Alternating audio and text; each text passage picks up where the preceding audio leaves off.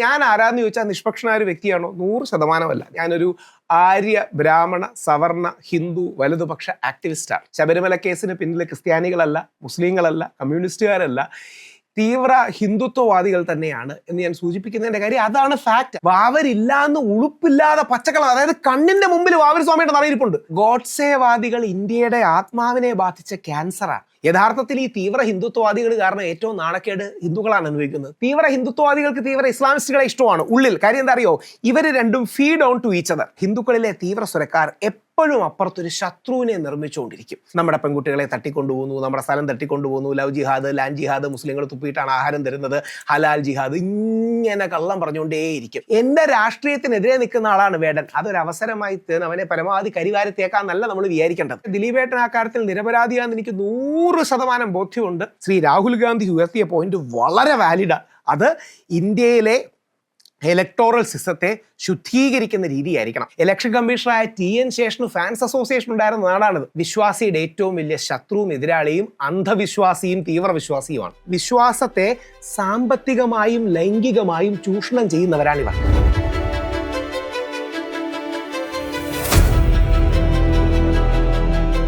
ശരിക്കും നിഷ്പക്ഷത എന്നൊരു പക്ഷം ഉണ്ടോ എന്ന് എനിക്ക് സംശയമുണ്ട്. അങ്ങനെ ഒരു പക്ഷം ഇല്ല എന്നുള്ള പക്ഷക്കാരനാണ് ഞാൻ.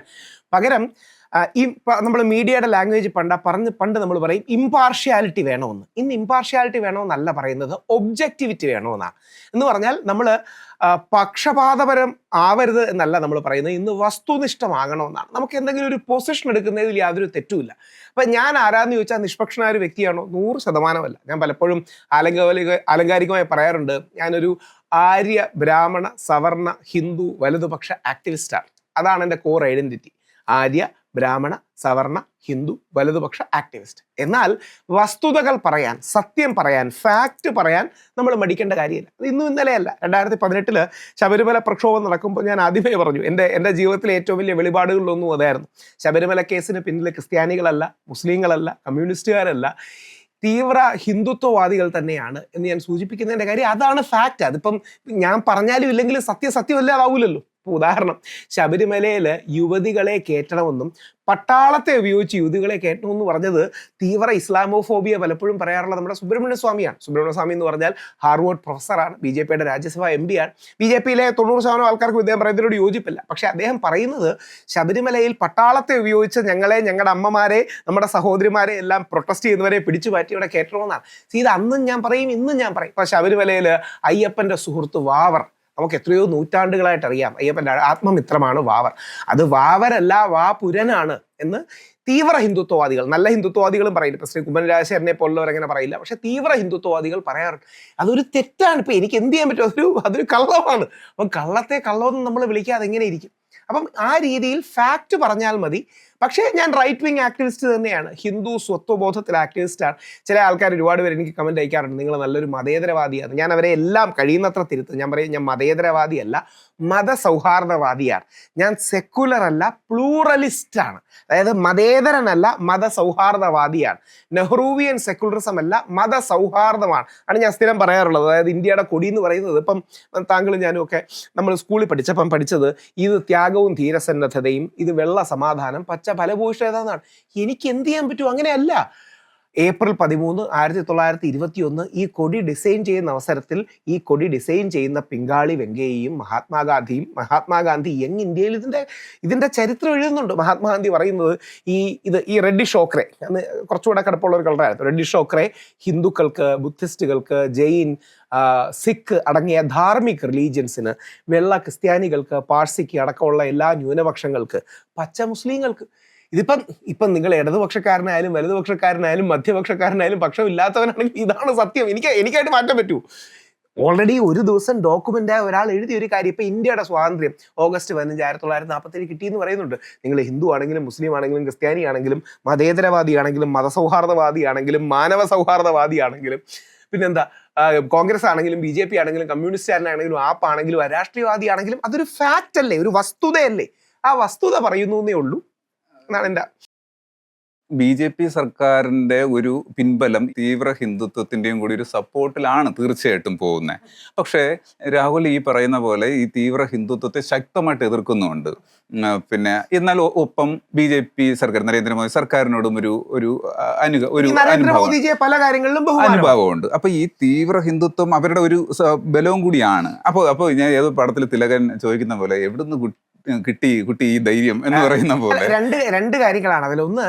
ഇപ്പൊ ഗോഡ്സേവാദികൾ ഇന്ത്യയുടെ ആത്മാവിനെ ബാധിച്ച ക്യാൻസറാണ്. ഗോഡ്സെ ഒരു തീവ്ര ഹിന്ദുത്വവാദിയായിരുന്നു. അതായത് RSSന് തീവ്രത പോരാതെ വിശ്വസിച്ച് കുറെ കൂടെ കടുപ്പം വേണം, തീവ്രത വേണം എന്ന് വിശ്വസിച്ച് അൾട്രാ റൈറ്റ് വിങ്ങർ ആയിരുന്നു. ഇതേപോലെ അൾട്രാ ലെഫ്റ്റ് വിങ്ങേഴ്സ് ഉണ്ട്. അവരെയാണ് BJPക്കാർ തമാശയ്ക്ക് അല്ലെങ്കിൽ ദുസ്സൂചനയോടുകൂടിയോ അല്ലെങ്കിൽ സർക്കാസ്റ്റിക് ആയിട്ട് അർബൻ നക്സലുകൾ എന്ന് വിളിക്കുന്നത്. അങ്ങനെ ഒരു പ്രയോഗം കേട്ട് കാണും, അർബൻ നക്സൽ, സിറ്റിയിലെ നക്സൽ.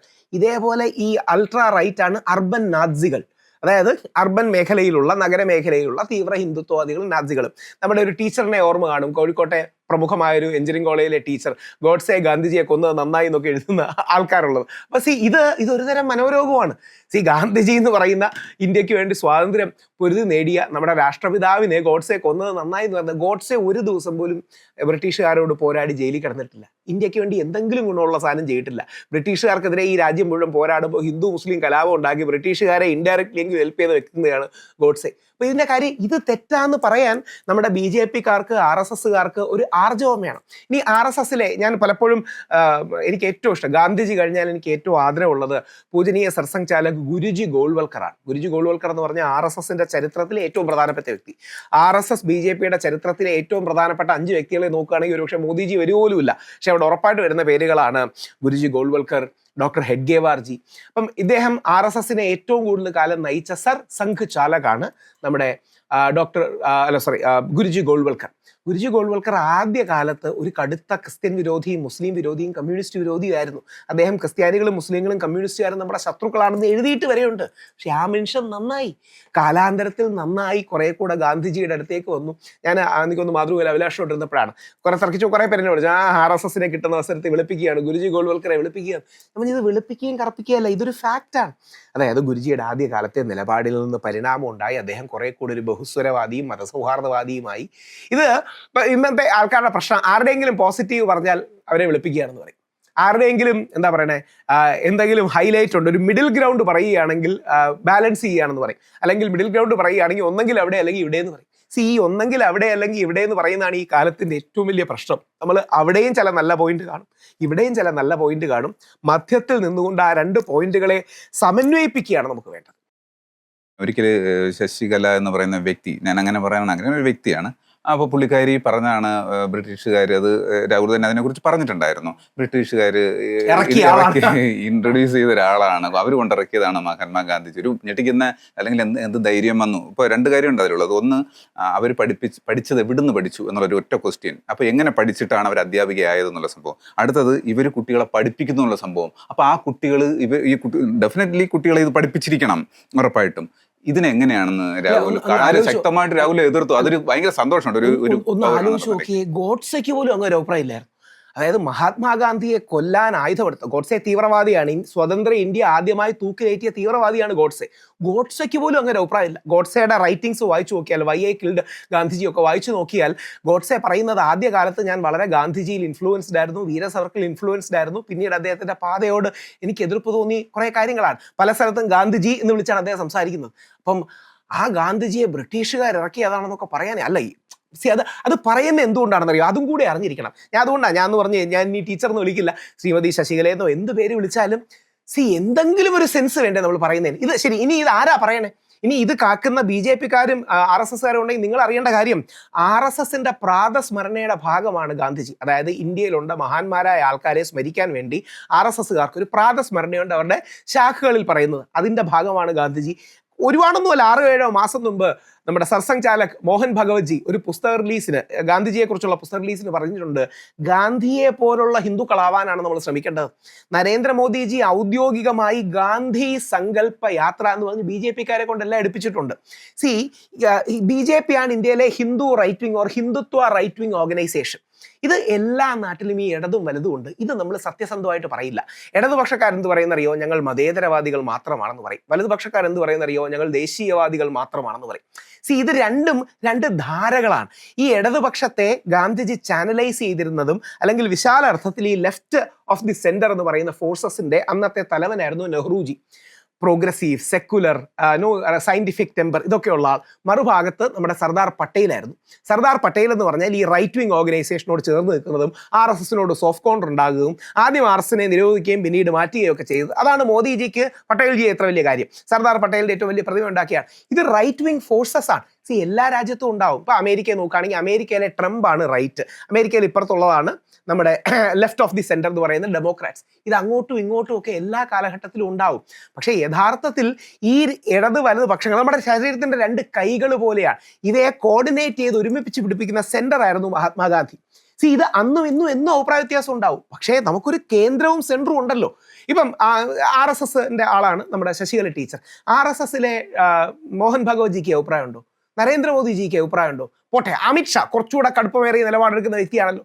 അമിത്ഷാ എനിക്ക് തോന്നുന്നു കഴിഞ്ഞ വർഷത്തെ അമിത്ഷായുടെ ഒരു പരിപാടിയിൽ പറയുന്നത് കഴിഞ്ഞ 1000 വർഷങ്ങളിൽ ഈ ലോകത്തുണ്ടായ ഏറ്റവും വലിയ വ്യക്തി മഹാത്മാഗാന്ധി എന്നാണ്. Mahatma Gandhi is the greatest person bone anywhere in the world in the past 1000 years. എന്നിട്ട് എന്തിനാണ് ഇങ്ങനെയുള്ളവർ, ഈ പ്രവർത്തകർ ഇത്തരം ഈ വിമർശനങ്ങളും ഇങ്ങനത്തെ ഒരു അഭിപ്രായ പ്രകടനങ്ങളും പബ്ലിക്കിൽ നടത്തുമ്പോൾ എന്തുകൊണ്ട് തടയുന്നില്ല? അവിടെയാണ് പോയിന്റ്. ഇതിനെ തള്ളി പറയാൻ RSSലെ BJPയിലെ ആൾക്കാർക്ക് ആർജവം ഉണ്ടാവുന്നില്ല. അതായത് ശശികല ടീച്ചർ പറഞ്ഞത് എവിഡൻലി തെറ്റല്ലേ? ശശികല ടീച്ചർ പറഞ്ഞത് രാഷ്ട്രപിതാവെന്ന് ഈ തീവ്ര ഹിന്ദുത്വവാദികൾ മഹാത്മാഗാന്ധി അംഗീകരിക്കുന്നില്ല. രാഷ്ട്രപിതാവെന്ന് മഹാത്മാഗാന്ധിയെ വിളിച്ചത് സുഭാഷ് ചന്ദ്രബോസാണ്. നേതാജി സുഭാഷ് ചന്ദ്രബോസാണ് രാഷ്ട്രപിതാവെന്ന് വിളിക്കുന്നത്. BJPക്കാർ രാഷ്ട്രപിതാവ് മഹാത്മാഗാന്ധി എന്ന് പറഞ്ഞ ഒരു സബ്മിഷൻ ലോക്സഭയിൽ കൊണ്ടുവന്നുണ്ട്, ഒരു ബില്ല്. മാർക്കണ്ഡേയ കഡ്ജു എന്ന് പറയുന്ന പഴയ സുപ്രീം കോടതി ജഡ്ജി ഗാന്ധിജിയെ അധിക്ഷേപിക്കുമ്പോൾ, ഗാന്ധിജിയെയും നേതാജിയും ഒക്കെ അധിക്ഷേപിക്കുമ്പോൾ അതിനെ അപലപിച്ചു കൊണ്ടുവന്ന ഒരു റെസൊല്യൂഷനിൽ രാഷ്ട്രപിതാവ് മഹാത്മാഗാന്ധി ശക്തമായിട്ട് യൂസ് ചെയ്യുന്നത്. എന്തിന്? മോദിജി കുറച്ച് ദിവസം മുമ്പ് ട്വീറ്റ് ചെയ്തപ്പോഴും ബാപ്പു എന്ന് തന്നെയാണ്, രാഷ്ട്രപിതാവ് എന്ന് തന്നെയാണ് അഡ്രസ്സ് ചെയ്യുന്നത്, അല്ലെങ്കിൽ അച്ഛൻ സ്ഥാനത്താണ് അഡ്രസ്സ് ചെയ്യുന്നത്. അപ്പൊ ഈ തീവ്ര ഹിന്ദുത്വവാദം, ഇതേപോലെ തന്നെ തീവ്ര നക്സൽവാദം, അർബൻ നക്സൽ, രണ്ടും ഒരേപോലെ അപകടമാണ്. അർബൻ നക്സലുകളും വേണ്ട, അർബൻ നാസികളും വേണ്ട. നമുക്കൊരു സെൻട്രിസ്റ്റ് പൊളിറ്റിക്സ് വേണം. നിങ്ങൾ സെൻട്രൽ ലെഫ്റ്റ് ആകാം നെഹ്റുജിയെ പോലെ, സെൻട്രൽ റൈറ്റ് ആകാം ശ്രീ പട്ടേലിനെ പോലെ, ശ്രീ ശ്യാമപ്രസാദ് മുഖർജിയെ പോലെ, ശ്രീ രാജഗോപാലാചാര്യയെ പോലെ, ഇന്ന് ശ്രീ മോദിജിയെ പോലെ സെൻട്രൽ റൈറ്റ് ആകാം. ഈ അൾട്രാ റൈറ്റും അൾട്രാ ലെഫ്റ്റും അൾട്രാ ഇസ്ലാമിസ്റ്റും ആകാതെ നമുക്ക് ഇരുന്നൂടെ? എന്തിന്? നമ്മുടെ രാജീവ് ചന്ദ്രശേഖർജിയെ പോലും ഇന്നലെ ശശികല ടീച്ചർ വളരെ രൂക്ഷമായി വിമർശിച്ചിട്ടുണ്ട്. കന്യാസ്ത്രീകളെ സോപ്പിടാൻ വേണ്ടി പോയതാണ്. അല്ല ടീച്ചറെ, കന്യാസ്ത്രീകൾ അവിടെ പാവപ്പെട്ട നമ്മുടെ ആൾക്കാർക്കും ഇന്ത്യക്കാർക്കും ജോലി എടുക്കാൻ പോവുകയും അവരെ കള്ളപ്പരാതിയിൽ ജ്യോതി ശർമ്മ എന്ന് പറയുന്ന സ്ത്രീ കൊടുക്കാൻ ശ്രമിക്കുകയും ഈ പെൺകുട്ടികളെ റേപ്പ് ചെയ്യുമെന്നും തല്ലുവെന്നും ഭീഷണിപ്പെടുത്തി വ്യാജ പരാതി കൊടുത്തതാണ്. ദേ ആർ ഓൺ റെക്കോർഡ്, അതായത് ഓൺ സ്റ്റേറ്റ്മെന്റ്. ഇത്തരം കാര്യങ്ങൾ കാണാതെ ഈ ഏകപക്ഷീയമായി മത തീവ്രത കൊണ്ടുവരുമ്പോഴാണ് നമുക്ക് മതങ്ങളോട് തന്നെ ബഹുമാനം കുറയുന്നത്. യഥാർത്ഥത്തിൽ ഈ തീവ്ര ഹിന്ദുത്വവാദികൾ കാരണം ഏറ്റവും നാണക്കേട് ഹിന്ദുക്കളാണ് അനുഭവിക്കുന്നത്. തീവ്ര ഇസ്ലാമിസ്റ്റുകൾ കാരണം, അവർ നടത്തുന്ന തീവ്രവാദ പ്രവർത്തനം കാരണം ഏറ്റവും നാണം കിടുന്നത് മുസ്ലിങ്ങളാണ്. അല്ലെങ്കിൽ തീവ്ര ക്രിസ്ത്യൻ മതപരിവർത്തനവാദം അടക്കമുള്ള കാര്യങ്ങൾ ചെയ്യുന്നതിൽ ഏറ്റവും നാണക്കേടും മറ്റും ഉണ്ടാകുന്നത് ക്രിസ്ത്യാനികൾക്കാണ്. ഈ സത്യം നമ്മൾ തിരിച്ചറിഞ്ഞാൽ മതി. ഇത്രയും ഒരു ശക്തമായിട്ട് എതിർക്കുമ്പോൾ, ഒരു തീവ്ര ഹിന്ദുത്വം എന്ന് പറയുന്ന ആ ഒരു പ്രയോഗത്തെ ശക്തമായിട്ട് എതിർക്കുമ്പോൾ പേടിയില്ലേ? രണ്ട് കാര്യമാണ്, ഹിന്ദുത്വം വേറെ, ഹിന്ദു വേറെ. നമുക്ക് ഹിന്ദു വേണം, ഹിന്ദുത്വം വേണ്ട. ഇസ്ലാമിസം വേറെ, ഇസ്ലാം വേറെ. നമുക്ക് ഇസ്ലാം വേണം, ഇസ്ലാമിസം വേണ്ട. ക്രിസ്ത്യാനിറ്റി വേറെ, ഈ തീവ്ര മതപരിവർത്തന ആംഗിൾ വേറെ. അത് വളരെ കുറച്ചേ ഉള്ളൂ. പക്ഷെ അങ്ങനത്തെ എല്ലാ ആൾക്കാരുണ്ടില്ലെന്ന് പറഞ്ഞിട്ട് കാര്യമില്ല. നമുക്ക് ക്രിസ്ത്യാനിറ്റി വേണം, യേശുക്രിസ്തു വേണം, പക്ഷേ ഈ തീവ്ര ക്രിസ്ത്യൻ മതപരിവർത്തനവാദം വേണ്ട. ഈ ഒരു ആംഗിൾ നമ്മൾ എടുത്തില്ലെങ്കിൽ ഈ രാജ്യം നിലനിൽക്കില്ല. ഈ ഒരു നിലപാട് രാഹുൽ എടുക്കുമ്പോൾ രാഹുലിന് നേരെ ഒരു ഞാനൊരു രണ്ട് രീതിയിലുള്ള കൗതുകം പറയാം. കേരളത്തിൽ, പക്ഷെ അങ്ങ് ചെക്ക് ചെയ്തിരുന്നാൽ മതി, കേരളത്തിൽ ആദ്യമായി ഐസിസുകാരുടെ ത്രെറ്റ് ഉണ്ടായ വ്യക്തി ഞാനാണ്. അതായത് എറണാകുളത്ത് അന്ന് ജമാഅത്തെ ഇസ്ലാമിയുടെ ഒരു പരിപാടിക്ക്, ഒരു സംവാദത്തിന് സെയിന്റ് ആൽബർട്ട്സ് കോളേജിൽ പോകുമ്പോൾ ഐസിസ് ത്രെറ്റ് ഉണ്ടാകുകയുമെന്ന് IG ശ്രീജിത്ത് സാറാണ്. ശ്രീജിത്ത് സാർ ഞങ്ങളെല്ലാം വന്ന് എന്നെ സേഫായ ഒരു സ്ഥലത്തേക്ക് കൊണ്ടുപോവുകയും ചെയ്തു. എന്താ ഐസിസുകാരുടെ ദേഷ്യം എന്നറിയാമോ? അവരുടെ കണ്ണിൽ കാഫിറായ ഒരു രാഹുൽ ഈശ്വറിനെ ഒരു മുസ്ലിം സംഘടനയുടെ പരിപാടിക്ക് വിളിക്കുന്നു. അതാണ് പ്രശ്നം. തീർന്നില്ല. രണ്ട്, അഖിലാഹാദിയുടെ വിഷയത്തിലടക്കം, ശ്രീ അബ്ദുൽ നാസർ മദനിയുടെ വിഷയത്തിലടക്കം ഞാൻ പറഞ്ഞ നിലപാടുകളിൽ ദേഷ്യം തോന്നി ഇതേപോലെ തീവ്ര ഹിന്ദുത്വവാദികളായ കുറെ ആൾക്കാർ എനിക്കെതിരെ വധഭീഷണിയും മറ്റും മുഴക്കി 2 കത്തുകളും മറ്റും തിരുവനന്തപുരം പോലീസ് കമ്മീഷനിൽ പോയി ഔദ്യോഗികമായ പരാതി കൊടുക്കുകയും കുറച്ചു കാലം പോലീസുകാർ നിരീക്ഷണത്തിലും സപ്പോർട്ടും ഒക്കെ നൽകിയിരുന്നു. അപ്പൊ ഈ എല്ലാ തീവ്രത ആൾക്കാർക്കും, ഈ തീവ്ര ഇസ്ലാമിസ്റ്റുകൾക്ക് തീവ്ര ഹിന്ദുത്വവാദികളെ ഇഷ്ടമാണ്, തീവ്ര ഹിന്ദുത്വവാദികൾക്ക് തീവ്ര ഇസ്ലാമിസ്റ്റുകളെ ഇഷ്ടമാണ് ഉള്ളിൽ. കാര്യം എന്താ അറിയോ? ഇവർ രണ്ടും feed on to each other. തീവ്ര ഹിന്ദുത്വവാദികളെ കാണിച്ച് തീവ്ര ഇസ്ലാമിസ്റ്റുകൾ പറയും കണ്ടോ ഇവർ കാരണമാണ് ഞങ്ങൾ നിലനിൽക്കുന്നത്. തീവ്ര ഇസ്ലാമിസ്റ്റുകളെ കാണിച്ച് തീവ്ര ഹിന്ദുത്വവാദികൾ എന്ത് പറയാമെന്നറിയോ, ഇവർ കാരണമാണ് ഞങ്ങൾ നിൽക്കുന്നത്. ഇവർ രണ്ടുപേരും വിദ്വേഷത്താൽ സ്വയം നമ്മുടെ സാധാരണക്കാരുടെ രക്തം ഊറ്റിക്കുടിച്ച് വളർന്നുകൊണ്ടിരിക്കുന്നതാണ്. അങ്ങനെ എവിടെങ്കിലും ഒരു തീവ്രവാദ ആക്രമണം നടക്കുമ്പം ഈ തീവ്ര ഹിന്ദുത്വവാദികളെല്ലാം കൂടെ പറയും കണ്ടോ മുസ്ലിങ്ങളെല്ലാം കൂടെ നമ്മളെ കൊല്ലാൻ വരികയാണ്. എവിടെങ്കിലും ഇതേപോലെ തീവ്ര ഹിന്ദുത്വവാദികളുടെ ആക്രമണം നടക്കുമ്പം ഈ ഇസ്ലാമിസ്റ്റുകൾ പറയും കണ്ടോ മുസ്ലിങ്ങളെല്ലാം ഭരിക്കാൻ പോവാണ്, ഞങ്ങളില്ലെങ്കിൽ നിങ്ങൾ രക്ഷപ്പെടില്ല. ഇവർ രണ്ടുപേരും ദേ ഫീഡ് ഓൺ ഈച്ച് അതർ. അതാണ് അതിന്റെ സത്യം. ഗാന്ധിജിയെ ബ്രിട്ടീഷുകാർ കെട്ടിയിറക്കിയെന്ന ശശികല എന്ന് പറയുന്ന വ്യക്തി ഒരു അഭിപ്രായം പറഞ്ഞപ്പോൾ ശക്തമായിട്ട് രാഹുൽ അതിനെ എതിർക്കുകയുണ്ടായി. അപ്പൊ അതിന്റെ ഒരു മറുപടിയായിട്ട് പുള്ളിക്കാരി പറഞ്ഞത് രാഹുൽ പൂണൂലിനെ കത്തിച്ചു കളയണം എന്നൊരു സംഭവമാണ്. ഇത് ഞാൻ നേരെ ഇപ്പൊ ചോദിച്ചത്, അതായത് ഇതൊരു വെറുപ്പിന്റെ ഒരു സംഭവമാണ്. അത് കേട്ടപ്പോ എന്താ തോന്നുന്നത്? ഇത് ടീച്ചറിന്റെ ഒരു പ്രശ്നം കൂടെ, ശശികല ടീച്ചർ തന്നെ വിളിച്ച് പറയാം. പ്രശ്നം എന്താ അതും കൂടെ അറിയണം. എന്തുകൊണ്ടാണ് ഈ തീവ്ര ഹിന്ദുത്വവാദവും വിദ്വേഷവും ഉണ്ടാവുന്നതെന്നും കൂടെ അറിയണം. അതിന്റെ റീസൺ എന്ന് പറഞ്ഞാൽ ഞാനൊരു ചോദ്യരൂപേണ പറയാം. ഞാൻ പലപ്പോഴും എൻ്റെ എല്ലാ കോൺവെർസേഷനിലും പറയാറുള്ളതാണ്. അതായത് ആഴ്ചയിൽ ഏത് ദിവസവും നമുക്ക് പ്രാർത്ഥിക്കാനും അല്ലെങ്കിൽ ആഴ്ചയിൽ ഏത് ദിവസവും നമുക്ക് അമ്പലത്തിലും പള്ളിയിലും ഒക്കെ പോകാം. പക്ഷെ ആഴ്ചയിൽ ഏത് ദിവസമാണ് നമ്മുടെ ക്രിസ്ത്യൻ സഹോദരങ്ങൾ അവരുടെ പള്ളിയിൽ പോകുന്നത്? ഞായറാഴ്ചയാണ്. ആഴ്ചയിൽ ഏത് ദിവസമാണ് നമ്മുടെ മുസ്ലിം സഹോദരങ്ങൾ അവരുടെ പള്ളിയിൽ പോകുന്നത്? അത് വെള്ളിയാഴ്ചയാണ്. ആഴ്ചയിൽ ഏത് ദിവസമാണ് നമ്മൾ ഹിന്ദുക്കൾ നമ്മുടെ അമ്പലത്തിൽ പോകുന്നത്, പ്രാർത്ഥിക്കുന്നത്, പ്രവർത്തിക്കുന്നത്, എല്ലാം ചെയ്യുന്നത്? അങ്ങനെ ഒരു ദിവസവും സമയവും ഇടവൊന്നുമില്ല.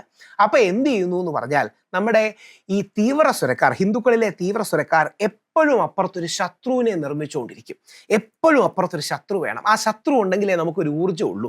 നമ്മുടെ പെൺകുട്ടികളെ തട്ടിക്കൊണ്ടുപോകുന്നു, നമ്മുടെ സ്ഥലം തട്ടിക്കൊണ്ടുപോകുന്നു, ലവ് ജിഹാദ്, ലാൻഡ് ജിഹാദ്, മുസ്ലിങ്ങൾ തുപ്പിയിട്ടാണ് ആഹാരം തരുന്നത്, ഹലാൽ ജിഹാദ്, ഇങ്ങനെ കള്ളം പറഞ്ഞുകൊണ്ടേയിരിക്കും. 3 പേരുടെ യഥാർത്ഥത്തിന്റെ എലിമെന്റ് ഉള്ള കഥ 32,000 പേരുടെ കള്ളക്കഥയായി പറയുന്നതിന്റെ റീസൺ അതാണ് കേരള സ്റ്റോറി. ഇങ്ങനെ കണ്ടിന്യൂസ് പ്രൊപ്പഗാൻഡകൾ അൺലീഷ് ചെയ്തുകൊണ്ടേ ഇരിക്കും എന്നുള്ളതാണ് അതിന്റെ വിഷമകരമായ കാര്യം. ഈ ചാനൽ ചർച്ചകളിൽ പൊതുവെ ഏറ്റവും അധികം വിഷമിപ്പിച്ചിട്ടുള്ളത് ദിലീപ് വിഷയമായിരുന്നു. അതായത് കൂടുതൽ വ്യക്തിപരമായിട്ട് അതിലിടപെട്ട് സംസാരിച്ചു എന്നതിന്റെ പേരിൽ എപ്പോഴാണ് ഏറ്റവും അധികം ആക്രമിക്കപ്പെട്ടിട്ടുള്ളത്? ഒരുപാട് ഉണ്ട്. അതിനെക്കുറിച്ച് രസകരമായ സംഭവം കൂടെ പറയാം. അതായത് ഞങ്ങൾ മുമ്പ് ഒരു ഫ്ലാറ്റ് താമസിച്ചിരുന്നു, ബേക്കറി ജംഗ്ഷനിലാണ്. അപ്പം അടുത്ത വീട്ടുകാരൻ വന്ന്, അപ്പം രാത്രിയിലാണ്, അപ്പം എൻ്റെ മുറി ഇതേപോലെയാണ്, അപ്പുറത്തടുത്ത് ഫ്ലാറ്റും കാര്യങ്ങളും ഉണ്ട്. അപ്പോൾ രാത്രിയിൽ അടുത്ത വീട്ടിലെ ആൾ എൻ്റെ അമ്മയോട് വന്ന് പറഞ്ഞു, മോൻ കുറച്ച് വയലൻ്റാണ് ആള്. അപ്പം അമ്മ പറഞ്ഞു, അല്ല അവൻ അങ്ങനെ ആരോടും ഇങ്ങനെ പറയാറില്ല. അപ്പം മലയാളി ദിവസവും കണ്ടിട്ടുള്ളവർക്ക് ഞാൻ എന്നൊരു സമന്വയവാദിയാണ്, തർക്കിക്കില്ല. യഥാർത്ഥ ജീവിതത്തിൽ ഞാൻ തർക്കിക്കാറില്ല കേട്ടോ. അല്ല, വൈകിട്ട് മോളോട് ഭയങ്കരമായിട്ട് ചൂടാവാറുണ്ട്. 1 മണിക്കൂറൊക്കെ നിരന്തരമായിട്ട് ഇങ്ങനെ ഷൗട്ട് ചെയ്യുന്നത് കേൾക്കാം. അതായത് ഞാൻ അർണബ് ഗോസ്വാമിയുടെ അടക്കമുള്ള ചർച്ചയിലിരിക്കുകയാണ്, ഷൗട്ട് ചെയ്യുന്നത് കേൾക്കാം. പക്ഷെ പുള്ളി പറയാണ്, എനിക്ക് മനസ്സിലാകാത്തത് നിങ്ങൾ വീട്ടിൽ ഇംഗ്ലീഷാണോ സംസാരിക്കുന്നത്? ആ മോൾ അപ്പുറത്തുനിന്നൊന്നും മിണ്ടാറ് പോലും ഇല്ല. അപ്പം അമ്മ പറഞ്ഞു, ഇതേപോലെ ഈ ചെവിയിൽ വെച്ചിട്ട് സംസാരിക്കുന്നതാണ്. അപ്പം ഈ ചാനൽ ചർച്ച ഇരിക്കുമ്പോൾ ഇൻവോൾവ് ചെയ്യുന്നതാണ്. എൻ്റെ പോളിസി വ്യക്തിയെ ബഹുമാനിക്കുക, നിലപാടുകളെ എതിർക്കുക എന്നുള്ളതാണ്. വ്യക്തിയെ ബഹുമാനിക്കുക, നിലപാടുകളെ എതിർക്കുക. അതായിരിക്കണം ഒരു നമ്മുടെ ഒരു hate the sin not the sinner എന്നൊക്കെ യേശു ക്രിസ്തുവും മഹാത്മാഗാന്ധിയും ഒക്കെ പറയുന്നത് പോലെ നിലപാടിനെ എതിർക്കുക, വ്യക്തിയെയല്ല. ആ ഒരു സ്റ്റാൻഡാണ് നമ്മൾ എല്ലാവരും എടുക്കേണ്ടത്. അങ്ങനെ ഇപ്പം ശ്രീ ദിലീപേണ്ട കാര്യം, നാഷണൽ മീഡിയയിൽ ശശി തരൂർ സാറിനെ ഈ വലതുപക്ഷ ചാനലുകൾ കടന്നാക്രമിച്ച് അദ്ദേഹം സ്വന്തം ഭാര്യയെ കൊന്നു തുടങ്ങിയ പ്രൊപ്പഗാൻഡയൊക്കെ ഉണ്ടായി. ആ വിഷയം, ഷാറുഖ് ഖാന്റെ മകനെ അറസ്റ്റ് ചെയ്ത വിഷയം, വ്യാജമായി അറസ്റ്റ് ചെയ്ത വിഷയം, ഇതിലെല്ലാം വളരെ ബോൾഡായിട്ട് ഞാൻ എടുത്ത സ്റ്റാൻഡാണ് അവസാനം ശരിയെന്ന് തെളിയുന്നൊരു സന്ദർഭം കൂടെ ഉണ്ടായി. അത് വളരെ സന്തോഷം നൽകുന്നു. ഈ പറഞ്ഞ ദിലീപിന്റെ വിഷയത്തിൽ ഇടപെടണ്ടായിരുന്നു എന്ന് തോന്നിയിട്ടുണ്ടോ? അങ്ങനെ അനുകൂലമായി പറയണ്ടായിരുന്നു? ഒരുപാട് ആക്രമണം നേരിട്ടു എന്നുള്ള കാര്യം സത്യമാണ്. പക്ഷെ ദിലീപേട്ടൻ ആ കാര്യത്തിൽ നിരപരാധിയാണെന്ന് എനിക്ക് 100% ബോധ്യമുണ്ട്. അത് കോടതി വിധിയിലൂടെ വരുമെന്നാണുള്ള പ്രതീക്ഷ. അങ്ങനെ വരികയാണെങ്കിൽ കേരളത്തിൽ ആദ്യമായി ശ്രീ ദിലീപ് വേട്ടയാടപ്പെടുകയാണെന്നും 100% നിരപരാധിയാണെന്നും പറഞ്ഞ ഞാനാണ്. ആ വിഷയം തെളിയിക്കപ്പെടുമെന്ന് തന്നെയാണ് എൻ്റെ വിശ്വാസം. ഇനി 1-1.5 മാസമേ ഉള്ളൂ, ഒരു വിധി വരും, 1 മാസത്തിനും വരുമെന്നാണ് പ്രതീക്ഷിക്കുന്നത്. ഈ വേടന്റെ വിഷയത്തിലേക്ക് വന്നാൽ, ഇപ്പൊ വേടന ഒരുപാട് കൊട്ടിഘോഷിക്കപ്പെട്ട ഒരു കലാകാരൻ, ഒരു ഗായകനാണ്. ഇപ്പൊ കോടതി വിധി വന്നൊരു സുപ്രീം കോടതിയുടെ ഒരു തീരുമാനത്തിന്റെ ഒരു വിധിയുടെ പശ്ചാത്തലത്തിലാണ് പുള്ളിക്കാരനെതിരെ പരസ്പര സമ്മതത്തോടു കൂടിയുള്ള ബന്ധം ഒരിക്കലും പീഡനമായിട്ട് കണക്കാക്കാൻ പറ്റില്ല എന്ന് പറഞ്ഞിട്ട് പുള്ളിക്കാരനെതിരെ ഒരു നടപടി, അറസ്റ്റ് ചെയ്യാൻ പാടില്ല എന്നൊരവസ്ഥ. ഈ വിഷയത്തിന് എങ്ങനെയാണ് രാഹുൽ? വേടന്റെ രാഷ്ട്രീയം, ഞാൻ വിശ്വസിക്കുന്ന രാഷ്ട്രീയത്തിന്റെ ഘടകവിരുദ്ധമാണ്. വേടന്റെ രാഷ്ട്രീയം ദളിത് പ്ലസ് മുസ്ലിം ഐക്യത്തിന്റെ രാഷ്ട്രീയമാണുള്ളത്. അതിന്റെ കൂടെ ഇടതുപക്ഷക്കാരും കൂടെ ചേരുമ്പോഴാണ് ദളിത് പ്ലസ് മുസ്ലിം പ്ലസ് ലെഫ്റ്റ് എന്ന് പറയുന്നത്. അതിന് ശരിയും തെറ്റൊന്നുമില്ല, അതൊരു രാഷ്ട്രീയ ധാരയാണ്. വേടന്റെ പാട്ടുകൾ എടുത്തു നോക്കിയാൽ അതിൽ വളരെ വേദനാജനകമായ ഒരുപാട് കാര്യങ്ങൾ വേദൻ പോസിറ്റീവായി പരാമർശിച്ചിട്ടുണ്ട്. സിറിയ അല്ലെങ്കിൽ ലങ്ക, പക്ഷേ കാശ്മീരി പണ്ഡിറ്റുകളെ കുറിച്ച് വന്നിട്ടില്ല. അങ്ങനെ ഒരുപാട് കാര്യങ്ങൾ വേടൻ മിസ് ചെയ്യുന്നുണ്ട്. അതും കൂടെ വേടൻ കൊണ്ടുവന്നാൽ മതി. അപ്പം വേടന്റെ രാഷ്ട്രീയം ദളിത് പ്ലസ് മുസ്ലിം പ്ലസ് ഇപ്പോൾ ലെഫ്റ്റും കൂടെ ചേർന്നൊരു രാഷ്ട്രീയമാണ്. അത് ശരിയോ തെറ്റോ എന്നുള്ളത് രണ്ടാമത്തെ കാര്യം. പക്ഷേ അടിസ്ഥാനപരമായി വേടൻ ചെയ്യേണ്ടത്, വേടനെ എതിരെ ഈ പരാതികളും മറ്റും വരുമ്പം വേടൻ ശക്തമായ തെളിവുകളുടെ സാന്നിധ്യത്തോട് അതിനെ എതിർക്കണം. ഞാൻ വേടനെ ഈ കാര്യത്തിൽ ശക്തമായി സപ്പോർട്ട് ചെയ്യുന്ന വ്യക്തിയാണ്. എൻ്റെ രാഷ്ട്രീയത്തിനെതിരെ നിൽക്കുന്ന ആളാണ് വേടൻ. അതൊരു അവസരമായി തീർന്ന് അവനെ പരമാവധി കരിവാരത്തേക്കാന്നല്ല നമ്മൾ വിചാരിക്കേണ്ടത്. അത് മാന്യതയില്ലാത്തതാണ്, ധാർമ്മികതയില്ലാത്ത നിലപാടാണ്. പകരം വേടനാകട്ടെ ആരാകട്ടെ അയാൾക്കെതിരെ വ്യാജ ആരോപണങ്ങൾ വരികയാണെങ്കിൽ അതിനെ നമുക്ക് നേരിടാൻ കഴിയണം. ഉദാഹരണം, 3 വർഷം മുമ്പ് വേടൻ എന്നോടൊരു കാര്യം ചെയ്തു, ഒരു പെൺകുട്ടി പറയുന്നു. 8 വർഷം മുമ്പ് ചെയ്തു എന്ന് പറയുന്നു. ഇതിന് തെളിവ് ചോദിക്കണം. അത് വേടന്റെ കാര്യത്തിലാണെങ്കിലും രാഹുൽ മാങ്കൂട്ടത്തിന്റെ കാര്യത്തിലാണെങ്കിലും ആരുടെ കാര്യത്തിലാണെങ്കിലും തെളിവ് വേണ്ടേ? ഇല്ലെങ്കിൽ ചുമ്മാ വന്ന് പറഞ്ഞാൽ മതിയോ? ഇപ്പം തെളിവ് ചോദിക്കുന്നത് സ്ത്രീവിരുദ്ധമാണെന്ന് ആൾക്കാർ പറഞ്ഞു കൊടുക്കും. അതെങ്ങനെയാണ് തെളിവ് ചോദിക്കുന്നത്? എങ്ങനെയാണ് സ്ത്രീവിരുദ്ധമാകുന്നത്? അതുകൊണ്ട് വേടന് പൂർണ്ണ പിന്തുണ ഈ വിഷയത്തിൽ. ഹൈക്കോടതി വേടന്റെ കാര്യത്തിൽ എടുത്ത സമീപനം വളരെ സ്വാഗതാർഹമാണ്. വേടന്റെ രാഷ്ട്രീയത്തെ ഞാൻ ഇന്നും എതിർക്കും, ഇന്നലെ എതിർക്കും, പക്ഷേ നാളെ എതിർക്കും. പക്ഷേ വേടൻ എന്ന മനുഷ്യനെ, വേടൻ എന്ന ആണിനെ വേട്ടയാടാൻ നമ്മൾ വിട്ടുകൊടുക്കരുത്. അവിടെ ഒരു സെൻസ് ഓഫ് ബാലൻസ് വേണം. ഈ നമ്മുടെ വോട്ടിന്റെ കാര്യത്തിലേക്ക് വന്നു കഴിഞ്ഞാൽ ഇപ്പോൾ വോട്ടിന്റെ ഒരു ട്രെൻഡ് ഇങ്ങനെ നിൽക്കുമായിരുന്നത് കള്ള വോട്ടുകളുടെ ഒരു കൂമ്പാരമാണ്. ബീഹാറിൽ തുടങ്ങി, അത് നമ്മുടെ തൃശ്ശൂർ സുരേഷ് ഗോപിയുടെ മണ്ഡലത്തിൽ വരെ എത്തി നിൽക്കണം. ആ ഒരു വിഷയം എത്രത്തോളം ഒരു പരിധി വരെ ഇതിങ്ങനെ പോയാൽ നമ്മളറിയാതെ ഒരു വോട്ട് ചോർച്ച അല്ലെങ്കിൽ ഒരു വ്യാജ വോട്ടിന്റെ ഒരു ലോകം നടക്കണം, ഇതെവിടേക്ക് പോകും? അത്രത്തോളം ആശങ്കപ്പെടുന്നു. ശ്രീ രാഹുൽ ഗാന്ധി, ഇന്ത്യയുടെ പ്രതിപക്ഷ നേതാവ്, ഷാഡോ പ്രൈം മിനിസ്റ്റർ റേസ് ചെയ്ത വിഷയം വളരെ പ്രസക്തമാണ്. 1,250,000 വോട്ടുകൾ മഹാദേവപുര എന്ന ഒരു ഒറ്റ അസംബ്ലി മണ്ഡലത്തിൽ വ്യാജമായി ചേർത്തു എന്ന് പറഞ്ഞാൽ വളരെ സീരിയസ് ആണ്. എത്ര പേരിൽ വ്യാജ വോട്ട് ചെയ്തു എന്ന് നമുക്കറിയില്ല. 1,250,000 ചേർക്കും, വളരെ ഗൗരവമാണ്. 2, ശ്രീ സുരേഷ് ഗോപിയുടെ വിജയം അവിടെ ആധികാരികമാണ്. ഇത് എല്ലാം കൂടെ നമ്മൾ കൂട്ടിക്കെട്ടണം. സുരേഷ് ഗോപിയുടെ വിജയത്തിന് എന്താ ശരിക്കും സംഭവിച്ചത്? അതായത് ശ്രീ സുരേഷ് ഗോപിക്ക് അവിടെ വന്നപ്പോൾ അവിടെ നമ്മുടെ നാട്ടിലെ കുറച്ചുകൂടെ സത്യസന്ധമായിട്ട് പറയാം, മതേതര വോട്ടുകൾ എന്ന് പറയുന്ന ഒരു വലിയ ശതമാനം ആൾക്കാരുണ്ട്. അതായത് ജാതിയോ മതമോ ഒന്നും നോക്കാതെ വ്യക്തിയെ നോക്കിയും ആശയങ്ങളെ നോക്കിയും വോട്ട് ചെയ്യുന്ന വലിയൊരു മതേതര സമൂഹം കേരളത്തിലുണ്ട്. അതേപോലെ തന്നെ റൈറ്റ് വിങ്ങിലെ നിൽക്കുന്ന മതവും സമുദായവും ജാതിയും ഉപജാതിയും ഒക്കെ വോട്ട് ചെയ്യുന്ന ഒരുപാട് പേരുമുണ്ട്. അപ്പം നമ്മുടെ കേരളത്തിലെ ഒരു കോമ്പസിഷൻ എന്ന് പറഞ്ഞാൽ കേരളത്തിൽ 4 പ്രധാനപ്പെട്ട വോട്ടിംഗ് ബ്ലോക്കുകളാണ് ഉള്ളത്. നായർ സമുദായം അടങ്ങുന്ന സവർണ ഹിന്ദു വോട്ടിംഗ് ബ്ലോക്ക്, ഈഴവ സമുദായം അടങ്ങുന്ന ഹിന്ദു പിന്നോക്ക voting block, Christian voting block, Muslim voting block. ഇതിൽ മുസ്ലിം വോട്ടിംഗ് ബ്ലോക്ക് അവിടുത്തെ വോട്ട് സ്പ്ലിറ്റ് ആകുകയാണ്. അതായത് ശ്രീ സുനിൽകുമാറിനും കെ മുരളീധരൻ ജിക്കുമായിട്ട് സ്പ്ലിറ്റ് ആകുകയാണ്. മറുഭാഗത്ത് സുരേഷ് ഗോപിക്ക് അനുകൂലമായി നായർ, ഈഴവ, ക്രിസ്ത്യൻ വോട്ട് ബാങ്കുകളുടെ ഒരു കൺസോൾട്ടേഷൻ ഉണ്ടായി. ഇങ്ങനെയാണ് സുരേഷ് ഗോപി ജയിച്ചത്. ഇത് നമുക്ക് അറിയാവുന്ന കാര്യമല്ലേ? നമ്മൾ മറച്ചു ഒളിച്ചും പിടിച്ച് പറഞ്ഞിട്ട് കാര്യമില്ല. ഇവിടെയാണ് സത്യസന്ധമായി നമ്മൾ മതേതരത്വത്തെക്കാൾ മതസൗഹാർദ്ദം പറഞ്ഞ അതീന്ന് ഞാൻ പറയുന്നത്. അപ്പൊ സുരേഷ് ഗോപിയെ മോശമാക്കി ചിത്രീകരിക്കുക, അദ്ദേഹത്തിന്റെ കുടുംബത്തെ മോശമായി ചിത്രീകരിക്കുകയല്ല. പകരം ശ്രീ രാഹുൽ ഗാന്ധി ഉയർത്തിയ പോയിന്റ് വളരെ വാലിഡാണ്. അത് ഇന്ത്യയിലെ ഇലക്ടോറൽ സിസ്റ്റത്തെ ശുദ്ധീകരിക്കുന്ന രീതിയായിരിക്കണം. ഞാൻ ഇത് പറഞ്ഞപ്പം നമ്മുടെ വേണുജി പ്രഗത്ഭനായ പറഞ്ഞു, ശുദ്ധീകരിക്കുന്നു എന്ന വാക്ക് വേണ്ട, അതിന് മറ്റൊരു സവർണ പൊതുബോധം ഉണ്ടാവും. ശുദ്ധീകരിക്കുന്നു എന്ന് വേണ്ട, എന്താ ക്ലിയർ ചെയ്യുന്നതാകണം, ഇനി വേറെ എന്താ പറയുക, റൈറ്റ് ആക്കുന്നതാകണം. ഓരോരുത്തർക്കും ഈ ചില വാക്കുകളിലാണ് പ്രശ്നം. ശുദ്ധി അശുദ്ധി എന്നൊന്നും പറയരുത്, വേണ്ട, ശുദ്ധി അശുദ്ധി എന്ന് വേണ്ട, വേറൊരു വാക്ക് പറഞ്ഞാൽ ഇലക്ടോറൽ റൂൾസിനെ കുറെ കൂടെ സയന്റിഫിക്കലി ക്രോഡീകരിക്കുന്നതാകണം. ഈ വാക്കുകൾ നമ്മൾ കടിച്ചു തൂങ്ങണ്ട. ഇതിന്റെ സ്പിരിറ്റ് എന്താ? നാളെ വ്യാജ വോട്ട് ചേർക്കരുത്. കാര്യം കോൺഗ്രസ് ജയിച്ചാലും CPM ജയിച്ചാലും BJP ജയിച്ചാലും ആപ്പ് ജയിച്ചാലും ലീഗ് ജയിച്ചാലും CPI ജയിച്ചാലും ഫെയർ ആയിട്ട് ജയിക്കണം. ഇതല്ലേ സാധാരണക്കാരനുള്ളൂ. ഇന്നേ വരെ നമ്മുടെ ചരിത്രത്തിൽ ഇലക്ഷൻ കമ്മീഷനെ ആരും സംശയിച്ചിട്ടില്ല. ഇലക്ഷൻ കമ്മീഷണറായ TN ശേഷന് ഫാൻസ് അസോസിയേഷൻ ഉണ്ടായിരുന്ന നാടാണിത്. ഇലക്ഷൻ കമ്മീഷന്റെ പവർ നമ്മളല്ലേ അറിഞ്ഞ, ഞങ്ങൾക്കൊക്കെ ഓർമ്മയാണ്, നമ്മളൊക്കെ സ്കൂളിൽ പഠിക്കുമ്പോൾ TN ശേഷൻ വഴിയാണ് നമ്മൾ അറിഞ്ഞത്. നമ്മൾ അങ്ങനെ ഒരു പോസ്റ്റ് ഉണ്ടെന്ന് പോലും ആർക്കും അറിഞ്ഞുകൂടായിരുന്നു. അപ്പം ഇത് നന്നായിട്ട് വേണം. കോടതിയേക്കാൾ വിശ്വാസ്യത ഇലക്ഷൻ കമ്മീഷൻ ഉണ്ടായിരുന്നു. അതാണ് ഇപ്പോഴത്തെ ഇലക്ഷൻ കമ്മീഷൻ അദ്ദേഹത്തിന്റെ വളരെ ദുർബലമായ പത്രസമ്മേളനത്തിലൂടെയൊക്കെ തകർത്ത് കളഞ്ഞത്. ഒരു ജനാധിപത്യ വിശ്വാസി എന്ന നിലയിൽ എനിക്ക് വേദന തോന്നിയ സംഭവമാണ്.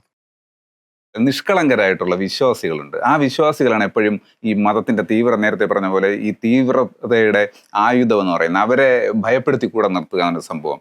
അപ്പോൾ ഞാൻ ചോദിക്കുന്നത്, അവരോട് പറയാൻ, ഇതിനെയൊക്കെ നോക്കിക്കാണുന്ന ഒരു വ്യക്തിയാണ് രാഹുൽ, വ്യക്തമായിട്ട് കുറെ കൂടെ ആഴത്തിലൊക്കെ നോക്കണം, അവരോട് പറയാൻ, ഈ കിണിയിൽ ചെന്ന് വീഴരുതെന്ന് പറയാൻ, അല്ലെങ്കിൽ അതേത് മതമാവട്ടെ, എന്താണ് പറയാനുള്ളത്? ഏറ്റവും ഓർക്കണം, വിശ്വാസിയുടെ ഏറ്റവും വലിയ ശത്രു അവിശ്വാസിയല്ല.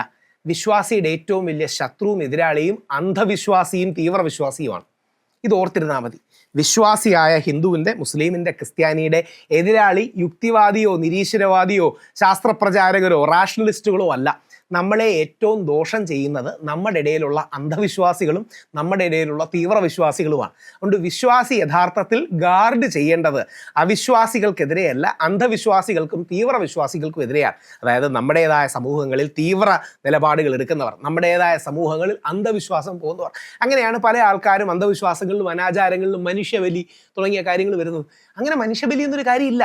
എന്താണ് ഇപ്പോൾ ഇപ്പോൾ ഇവിടെയാണ് കമ്മ്യൂണിസ്റ്റുകാർക്ക് വലിയൊരു തെറ്റ് പറ്റുന്നത്. അവർ വിചാരിക്കുന്നത് എല്ലാ വിശ്വാസവും അന്ധവിശ്വാസമാണ്. അതുകൊണ്ടാണ് അന്ധവിശ്വാസ നിർമ്മാർജ്ജന നിയമം കൊണ്ടുവരാത്തത്. ഇപ്പോൾ ഇന്ന് ഓഗസ്റ്റ് 21 ഇന്നലെയാണ് 20 എനിക്ക് തോന്നുന്നു 20 പൻസാര മരിച്ചതിനോന്ന് തോന്നുന്നു. അന്നാണ് നമ്മുടെ ഒരു അന്ധവിശ്വാസ നിർമ്മാർജ്ജന നിയമം കൊണ്ടുവരണമെന്നൊക്കെ പറയുന്നൊരു ആർഗ്യുമെന്റ് ദബോൽക്കർ അടക്കമുള്ളവരെ ഓർമ്മിക്കാനുള്ളൊരു ദിനമായിട്ട് എടുക്കുന്നത്. എന്താണ് അന്ധവിശ്വാസവും വിശ്വാസവും? ഒറ്റ വരി നിർവചിക്കാം. നമ്മൾ പരീക്ഷ എഴുതാൻ പോകുന്നതിന് മുമ്പ് പേന പൂജിച്ചിട്ട് പരീക്ഷ എഴുതുന്നത്, അല്ലെങ്കിൽ അവിടെ 10 രൂപ കൊടുത്ത് പൂജിച്ചിട്ട് പോകുന്നത് വിശ്വാസം. പക്ഷേ പരീക്ഷയ്ക്ക് മുമ്പ് മുട്ട പൂജിച്ച് സ്വന്തം സുഹൃത്തിൻ്റെ ബാഗിനകത്തിരുന്ന അന്ധവിശ്വാസം. ഇത്രയേ ഉള്ളൂ സിമ്പിൾ ഡെഫിനിഷൻ.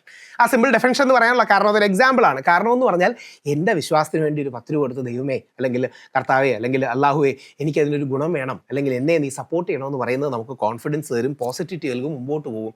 ഈ മുട്ട പൂജിച്ചെടുത്ത് മറ്റവൻ്റെ ബാഗിലിട്ട എന്ത് ഗുണം ഉണ്ടാകണം? ഒരു മുട്ട നഷ്ടപ്പെടുമെന്നല്ലാതെ. എന്നിട്ട് ഇതിൻ്റെ മേൽ മറ്റേ ദുർമന്ത്രവാദമൊക്കെ ചെയ്ത് അവനെ ഇല്ലാതാക്കാമെന്ന് പറയുന്നതിന് എന്തർത്ഥമാണ്?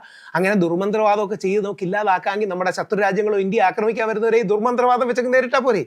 ഇത് ദുരുപയോഗം ചെയ്യുകയാണ്. ഞാൻ ഈശ്വരവിശ്വാസിയാണ്, ഞാൻ ശക്തനായ ദൈവവിശ്വാസിയാണ്. പക്ഷേ ഈ ദുർമന്ത്രവാദവും അല്ലെങ്കിൽ ഈ രീതിയിലുള്ള ആഭിചാരവും ഈ രീതിയിലുള്ള എന്താ പറയുക, ഇത്തരം ഒരുപാട് ഫ്രോഡ് പണികളാണ് നമ്മൾ വിശ്വാസികളെ ഏറ്റവും ദുർബലപ്പെടുത്തുന്നത്. മറ്റേ നഗ്നപൂജ, ഇങ്ങനത്തെ ഒരുപാട് കാര്യം, ഇതൊക്കെ സെക്സ്പ്ലോയിറ്റേഷനാണ്. വിശ്വാസത്തിൻ്റെ പേരിൽ വിശ്വാസത്തെ സാമ്പത്തികമായും ലൈംഗികമായും ചൂഷണം ചെയ്യുന്നവരാണിവർ. അതായത് സെക്ഷൽ എക്സ്പ്ലോയിറ്റേഷൻ അല്ലെങ്കിൽ സെക്സ്പ്ലോയിറ്റേഷൻ, എക്കണോമിക് എക്സ്പ്ലോയിറ്റേഷൻ, ഇങ്ങനെ ചെയ്യുന്ന ഒരുപാട് പേരുണ്ട്. അതൊരു സത്യമാണ്. നമ്മുടെ നാട്ടിൽ മറ്റേ സന്തോഷ് മാധവൻ അടക്കമുള്ള ഒരുപാട് പേരെ കണ്ടിട്ടുണ്ട്. ഇങ്ങനെ ഒരുപാട് ഗജ ഫ്രോഡുകളുണ്ട്. ആസാറാം ബാപ്പു അടക്കമുള്ള 6 വയസ്സുള്ള കാര്യം ശിക്ഷിക്കപ്പെട്ടുകൊണ്ടാണ് പറയുന്നത് കേട്ടോ, വെറും ആരോപണമല്ല. ഒരുപാട് വ്യാജ ആരോപണങ്ങളും വന്നേക്കാം.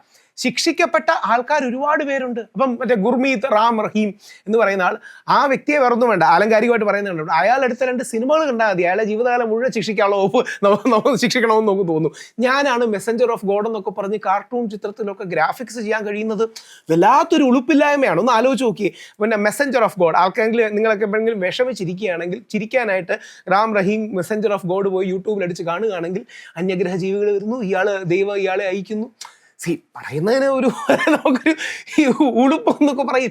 ഇവരൊന്നും ദൈവികമായി യാതൊരു കാര്യം ചെയ്യുന്നതല്ല. ഇവരെല്ലാം വ്യാജ പ്രവാചകന്മാരാണ്, ഫോൾസ് ടീച്ചേഴ്സാണ്. ഇവർ നമ്മളുടെ ദൈവവിശ്വാസത്തെ ചൂഷണം ചെയ്ത് ഇല്ലാതാക്കുന്നവരാണ്. രാഹുലിന്റെ കാര്യത്തിലേക്ക് തന്നെ വരാം. വിശ്വാസി, നേരത്തെ പറഞ്ഞു വിശ്വാസിയായിരുന്നു. ആ വിശ്വാസത്തിന് വേറൊരു മുഖം വന്നിട്ടുണ്ട്. അതായത് ഇപ്പൊ നമ്മൾ സംസാരിച്ച ആ വിശ്വാസത്തിൽ അന്ധവിശ്വാസം എന്ന് പറയുന്ന കാര്യം, അല്ലെങ്കിൽ ലോജിക്കില്ലാത്ത കാര്യങ്ങൾ കടന്നു വരരുത്, കുറെ കൂടെയൊക്കെ പ്രാക്ടിക്കലായിട്ടും സയന്റിഫിക്കായിട്ടും ഒക്കെ ചിന്തിക്കാൻ തുടങ്ങുകയും ഈ നമ്മൾ പഠിച്ചു വന്നിരുന്ന വിശ്വാസത്തിലുണ്ടായിരുന്ന കുറെ പോരായ്മകൾ, നമ്മളെ പഠിപ്പിച്ചതോ നമ്മുടെ കുടുംബത്തിൽ നിന്നോ നമ്മൾ പഠിച്ചതൊക്കെ അതിന്ന് കുറേയൊക്കെ മാറി അതിലെ ശരിയും തെറ്റുകളും ഒക്കെ രാഹുൽ ഈ തിരിച്ചറിഞ്ഞിട്ടുണ്ടോ? അല്ലെങ്കിൽ ഒരുപാട് ഞാൻ അങ്ങനെ ഒരു സാധനത്തിന് വേണ്ടി അങ്ങനെ എടുത്തത് ഞാൻ കാണിക്കുകയും ചെയ്യാം. നമ്മുടെ കേരളത്തിൽ കമ്മ്യൂണിസ്റ്റുകാരും കോൺഗ്രസ്സുകാരും അടക്കം ആരും പലപ്പോഴും ധൈര്യപ്പെടാനോ അഡ്രസ്സ് ചെയ്യാനോ ധൈര്യം കാണിക്കാത്തൊരു വിഷയമായിരുന്നു മകരവിളക്കും മകരജ്യോതി. ഒരുപക്ഷെ അങ്ങേക്ക് ഓർമ്മ കാണും. അതായത് പണ്ടുണ്ടായിരുന്ന ഡിബേറ്റ് ആൾക്കാരത് പതുക്കെ പറയുള്ളൂ. മകരജ്യോതി എന്താണ്, മകരവിളക്കാണ്, മകരജ്യോതി കത്തിക്കുന്നതാണോ തുടങ്ങിയ ഒരുപാട് ഡിബേറ്റുകൾ നമ്മുടെ നാട്ടിലുണ്ടായിരുന്നു. എൻ്റെ കൂടി നിലപാടടക്കം എടുത്തിട്ടാണ് ബഹുമാനപ്പെട്ട കേരള ഹൈക്കോടതി അടക്കം ആ വിഷയത്തിൽ, അല്ലെങ്കിൽ നമ്മുടെ കോടതികളും നമ്മുടെ മാധ്യമങ്ങളും ഒക്കെ എടുത്തത്. ഈ ഫോട്ടോ നിങ്ങൾക്ക് ദൂരെ നിന്ന് കാണാൻ പറ്റുമെന്ന് അറിയില്ല. സിമ്പിളായി നോക്കുകയാണെങ്കിൽ, അല്ലെങ്കിൽ മകരജ്യോതി മകരവിളക്കെന്ന് ഗൂഗിളിൽ അടിച്ചു നോക്കിയാൽ മതി. മകരജ്യോതി മകരവിളക്കെന്ന് പറഞ്ഞാൽ നമ്മുടെ പണ്ടത്തെ തർക്കം ഈ മകരജ്യോതി നമ്മൾ കത്തിക്കുന്നതാണോ അല്ലയോ എന്നുള്ളതായിരുന്നു. അപ്പം ഈ വിശ്വാസികൾ പറയാം ഒന്നുമല്ല, ദൈവം ചെയ്യുന്നതാണ്, ഒന്നും നോക്കണ്ട ദൈവം ചെയ്യും. യുക്തിവാദികളും മറ്റും പറയും ഇത് തട്ടിപ്പാണ്, പോലീസുകാരും KCBക്കാരും ചെയ്യുന്നതാണ്. എന്താ സത്യം എന്നറിയാവോ? മകരജ്യോതി എന്ന് പറഞ്ഞാൽ ഈ ആകാശത്ത് വരുന്ന നക്ഷത്രമാണ്. നക്ഷത്രത്തിന്റെ പേര് സിറിയസ് B എന്നാണ്. 6:46 റേഞ്ചിലാണ് അത് ഉദിക്കുന്നത്. സൂര്യൻ ഉദിക്കുന്ന പോലെയാണ് നക്ഷത്രങ്ങൾ ഉദിക്കുന്നത്. ഇതാണ് മകരവിളക്ക്. മകരവിളക്കെന്ന് പറഞ്ഞാൽ പൊന്നമ്പലമേട്ടിൽ മലയരയന്മാർ 3 തവണ ദീപാരാധന നടത്തുന്നതാണ്. ഞാനതൊരു 10 വർഷം മുമ്പ് ഈ സാധനം പറയുകയും ആ വിഷയത്തിൽ ഒരു സെറ്റിൽമെന്റ് കൊണ്ടുവരികയും ചെയ്തൊരു വ്യക്തിയാണ്. ഇതാണ് അതിൻ്റെ സത്യം. ഇതിലെ സത്യം എന്ന് പറഞ്ഞാൽ വിശ്വാസികൾക്ക് പലപ്പോഴും ഇത് കത്തിക്കുന്നതാണെന്ന് പറഞ്ഞാൽ അവർക്കൊരു വേദന, എന്തോ തട്ടിപ്പ് ഫീലും കാര്യങ്ങളും ഉണ്ടാവും. ശരിക്കും എന്താ സംഭവിക്കുന്നതെന്ന് പറഞ്ഞാൽ 1000-ഓളം വർഷങ്ങളായി മലയരയന്മാരെന്ന് പറയുന്ന ഷെഡ്യൂൾഡ് ട്രൈബ് വിഭാഗം ഈ മകരവിളക്കെന്ന് പറയുന്ന 3 തവണ ദീപാരാധന ഒഴിയുകയാണ്. ഇത് കണ്ടാണ് താഴെ പൂജകളും ശബരിമലയിലും മറ്റും തുടങ്ങിയിരുന്നത്. ഇതാണ് മകരജ്യോതി, അത് ആകാശത്തെ ദിവ്യനക്ഷത്രമാണ്. 1950കളുടെ കാലഘട്ടത്തിൽ മലയരയന്മാരെന്ന് പറയുന്ന ഷെഡ്യൂൾഡ് ട്രൈബ് കമ്മ്യൂണിറ്റിയെ ഈ പൊന്നമ്പലമേട്ടിന്നടക്കം ഇറക്കി വിടുകയും KSEBയും ദേവസ്വം ബോർഡും അടക്കമുള്ളവരോട് കയ്യേറുകയും മറ്റും ചെയ്തു. എന്നിട്ട് പോലീസുകാരെ വെച്ച് ഈ ചാക്കിട്ട് മൂടുന്ന പരിപാടി എപ്പോഴാണ് തുടങ്ങുന്നത്? അതായത് വലിയൊരു കലത്തിൽ കുറേ ആഴി എടുത്ത് വെച്ച് ഒരു തവണ കാണിക്കും, രണ്ടാമത്തെ തവണ ചാക്കിടും, വീണ്ടും ചാക്കിടും, മറ്റും പോകുന്ന രീതിയിലുണ്ടാവും. യഥാർത്ഥത്തിൽ ഇതല്ല ചെയ്യേണ്ടത്. പകരം മലയരയന്മാർ പണ്ട് മുതലേ ചെയ്തിരുന്ന കാര്യമാണ്. ഈ വിഷയം ഞാൻ ആദ്യം അഡ്രസ്സ് ചെയ്തപ്പോൾ എന്നെ ഒരുപാട് പേര് നീ വിശ്വാസത്തിനെതിരാണെന്നൊക്കെ പറഞ്ഞു. ഞാൻ പറഞ്ഞു അല്ല, നമ്മുടെ യഥാർത്ഥ വിശ്വാസം അയ്യപ്പൻ നക്ഷത്രം വരുന്നു എന്നാണ്. അങ്ങനെയാണല്ലോ നമ്മൾ പലപ്പോഴും വിശ്വാസത്തിൻ്റെ ഭാഷയെ പറയുന്നത്. നമ്മളെ വിട്ടുപോയ നമ്മുടെ പൂർവ്വപിതാക്കന്മാർ നക്ഷത്രമായി വരുന്നു എന്നൊക്കെ പറയുന്നുണ്ട്. അപ്പം വിശ്വാസത്തിൻ്റെ പോസിറ്റീവ് വശങ്ങളെ എടുക്കുക, അതിനെ നിരന്തരം ശുദ്ധീകരിച്ചുകൊണ്ടിരിക്കുക. വിശ്വാസത്തിന് നേരെ ആക്രമണങ്ങൾ വരണമെങ്കിൽ ശക്തമായി പ്രതിരോധിക്കുക. അങ്ങനെ ജയിലിൽ കിടന്നിട്ടുള്ള വ്യക്തിയാണ് ഞാൻ. ശബരിമല യുവതി പ്രവേശനത്തിനടക്കം ആദ്യം അറസ്റ്റ് ചെയ്തത് എൻ്റെ മുത്തശ്ശിയാണ്, പിന്നീട് എൻ്റെ അമ്മയാണ്. ഞാനടക്കമുള്ളവരെ അറസ്റ്റ് ചെയ്തിട്ടുണ്ട്. അപ്പോൾ അതിനെതിരെ ഫൈറ്റ് ചെയ്യുക. ശബരിമല എന്ത് സ്ത്രീ വിവേചനം ഉള്ളത്? ലക്ഷക്കണക്കിന് സ്ത്രീകളെ എല്ലാ വർഷവും വരുന്നത്. അവിടെ ഒരു യുവതി പ്രവേശനത്തിൻ്റെ തർക്കമേ ഉള്ളൂ. അത് വിശ്വസിക്കാതിരിക്കാം, പക്ഷെ സ്ത്രീ വിവേചനം ഇല്ല. ഇത്തരം ആഴത്തിലേക്ക് പോയി ന്യൂവാൻസുകൾ എടുത്ത് നമ്മൾ പറയുക. അപ്പം വിശ്വാസത്തിന് 2 ഭാഗത്തു നിന്നാണ് ആക്രമണം ഉണ്ടാകുന്നത്. ഒരു വശത്ത് അവിശ്വാസികൾ ആക്രമിക്കും, മറുവശത്ത് അന്ധവിശ്വാസികൾ ആക്രമിക്കും, അല്ലെങ്കിൽ തീവ്രവിശ്വാസികൾ ആക്രമിക്കും. ഇതിൻ്റെ രണ്ടിൻ്റെയും ഇടയിൽ വിശ്വാസത്തെ നിലനിർത്താനുള്ളൊരു പോരാട്ടം നമുക്ക് വേണം. വിശ്വാസത്തെ അവിശ്വാസികൾ ആക്രമിക്കുമ്പം വിശ്വാസത്തിൻ്റെ നല്ല പോയിന്റുകളെ പ്രതിരോധിക്കണം. എന്നാൽ വിശ്വാസത്തിൽ ശരിയല്ലാത്ത കാര്യങ്ങൾ കടന്നുകൂടിയിട്ടുള്ളതിനെ ഈ അന്ധവിശ്വാസികളും തീവ്രവിശ്വാസികളും ഡിഫെൻഡ് ചെയ്യുന്നുണ്ടെങ്കിൽ, അതിനെ പെർപ്പച്വേറ്റ് ചെയ്യുന്നുണ്ടെങ്കിൽ അത് ക്ലീൻ ചെയ്യണം. ഇത് പുതിയ കാര്യമൊന്നുമല്ല. ഇതല്ലേ നമ്മൾ കഴിഞ്ഞ നൂറ്റാണ്ടിൽ ജാതീയതയെ വെച്ച് ചെയ്തത്. നമ്മുടെ നാട്ടിൽ വിവേകാനന്ദൻ വന്നപ്പം പറഞ്ഞു നിനക്കൊക്കെ ഭ്രാന്താണ്, നീ താമസിക്കുന്ന സ്ഥലം ഭ്രാന്താലയമാണ് എന്ന് പറഞ്ഞു. അതേ കേരളത്തെക്കുറിച്ചും സൗത്ത് ഇന്ത്യയെക്കുറിച്ചും വിവേകാനന്ദൻ വെളിയിൽ പോയപ്പം പറഞ്ഞു നൂറ്റാണ്ടുകൾ മുമ്പേ അവിടെ ജൂതന്മാരുണ്ട്, മതസൗഹാർദ്ദമുണ്ട്, ബഹുസ്വരതയുണ്ട്. നമുക്ക് ശരിയുണ്ട്, നമുക്ക് തെറ്റുണ്ട്. തെറ്റിനെ മാറ്റുക, ശരി അപ്ഹോൾഡ് ചെയ്യുക. സിമ്പിൾ. ചാനൽ ചർച്ചയിലേക്ക് വരുന്ന ഒരു പ്രധാനപ്പെട്ട വ്യക്തിയാണ്, ചാനൽ ചർച്ചയുടെ ഭാഗമാണ് രാഹുൽ. പലപ്പോഴും പല വിഷയങ്ങളിലും തർക്കിക്കുമ്പോൾ നമുക്ക് ചിലപ്പോൾ ഇത് ഞാൻ പറയുന്നത് ശരിയല്ല എന്ന് തോന്നിയാലും നമ്മൾ തുടങ്ങി വെച്ച് പോയി, പക്ഷെ ഇനി അത് കംപ്ലീറ്റ് ചെയ്തേ പറ്റൂ എന്ന് പറയുന്ന അവസ്ഥയിൽ നിന്നിട്ട് ബോധ്യമുണ്ടെങ്കിലും തർക്കിക്കേണ്ടി വന്നിട്ടുണ്ട്. ഇല്ല, ഞാൻ 100 പറയുന്നില്ല, 99% അങ്ങനെ ചെയ്തിട്ടില്ല. ആൾക്കാർ ചോദിക്കാറുണ്ട് നിലപാടുകളിൽ ഉറപ്പ് വേണമെന്ന്. ഒരു ഉറപ്പും വേണ്ട, സത്യത്തിൽ ഉറപ്പ് മതി. ഈ നിലപാടിൽ ഉറപ്പ് ചെയ്യാൻ നമ്മൾ വേണ്ട തൃശ്ശൂരിലെ ശക്തൻ തമ്പുരാനൊന്നും അല്ലല്ലോ. എൻ്റെ കല്ലേ പിളർക്കുന്ന കൽപ്പന എന്നൊക്കെ പറയാൻ.